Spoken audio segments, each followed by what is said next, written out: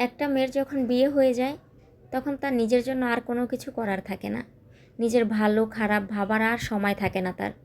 হয়তো মৃত্যুর আগ পর্যন্ত আর কোনো দিনই সময় হয়ে উঠবে না। তার সবটা জুড়েই থাকবে তার শ্বশুরবাড়ির লোকজনদের ভালো মন্দ দেখার জন্য। সবার ভালো মন্দ পছন্দ অপছন্দ ভাবতে ভাবতে আপনারটাই ভুলে যাবেন। আপনি কি পছন্দ করতেন কি করতেন না, আপনার অপছন্দের খাবারটাও চোখ বন্ধ করে খেয়ে নিতে হবে।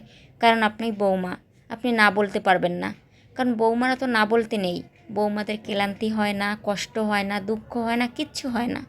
কারণ বউরা তো মানুষ না, বউরা হলো রোবট। এই যে আপনি যাদের জন্য দিনরাত পরিশ্রম করতেছেন তারা কিন্তু আপনাকে কোনো মূল্য দিবে না।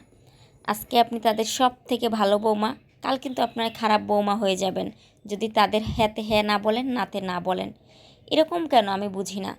বউরা কি মানুষ না? বউরা তো কারো ঘরোই মেয়ে, তারা এটা কেন বোঝে না?